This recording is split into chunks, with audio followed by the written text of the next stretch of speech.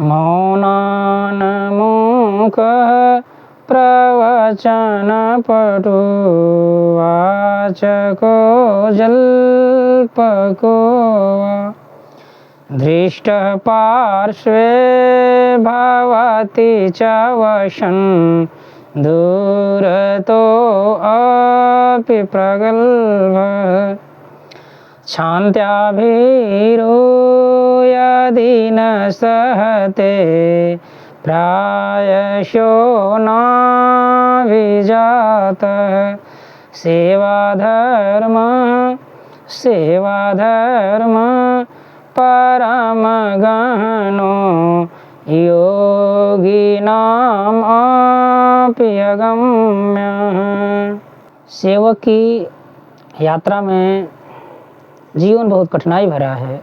भावार्थ यह है कि सेवक यदि बहुत बोल दे तो बड़बड़िया कहते हैं लोग, निकट रहे तो ढीठ कहते हैं, दूर हो जाए तो कायर कहते हैं, नीच कहते हैं, कमीना कहते हैं।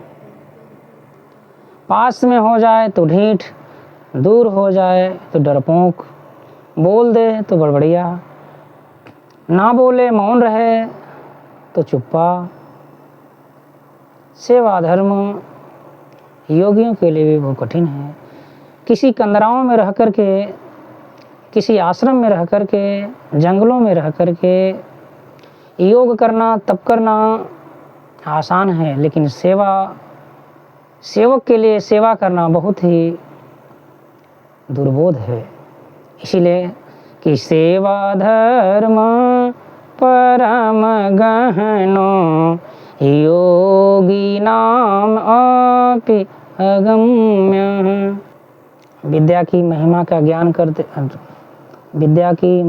ज्ञान कराते हुए महर्षि भर्तृहरि कवि कहते हैं कि विद्या नाम नरस्य रूपमधिकं प्रच्छन्न गुप्तं धनं विद्या भोग करी यशः सुख करी विद्या गुरुणां गुरु विद्या गुरुणां गुरु विद्या बंधुजनो विदेश गमन विद्या परा देवता विद्या राजसु पूज्यते नहीं धनम विद्या विहीनः पशु विद्या विहीनः पशु।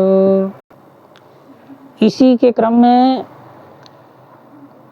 भर्तृहरि द्वारा एक और प्रसिद्ध श्लोक जो शार्दूल विक्रीडित छंद में है, उसमें महर्षि भर्तृहरि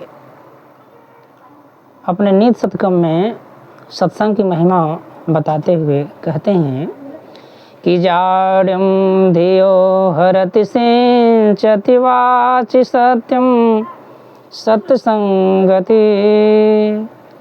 मानोन्नति विशति पापं पाकरोत् मानोन्नति दिशति पापं पाकरोत् चेतः प्रसादयति देषु तनोति कीर्तिं चेतः प्रसादयति देषु तनोति कीर्तिं सत्संगति कथय किं न करोति पुंसां सत्संगति कथय किं न करोति पुंसां चेतः प्रसादयति देषु तनोति कीर्तिं सत्संगति कथय किं न करोति पुंसां।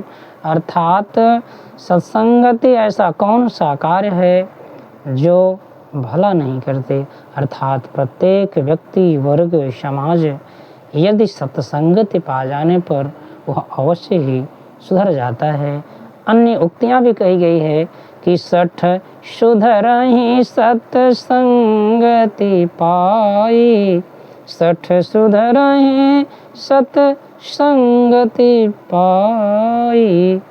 ऐसे अनेक पंक्तियाँ भर्तृहरि की अगले क्रम में दर्शकों को पढ़ने, लिखने और सुनने तथा समाज में समझने की पंक्तियाँ इसी कड़ी में आगे प्रस्तुत होती रहें।